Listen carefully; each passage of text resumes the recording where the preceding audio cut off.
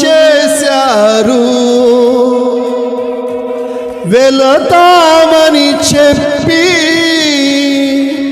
వెనుకకు తిరిగారు.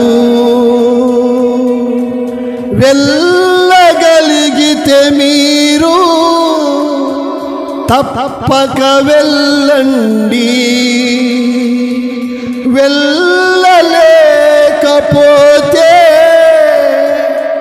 వెళ్ళే వారిని పంపండి. ఎవరైనా మీలో ఒకరైనా, హల్లెలూయా. ఎందుకు రెండుసార్లు అన్నాడంటే మళ్ళా అంత బాగున్నాయి పదాలు.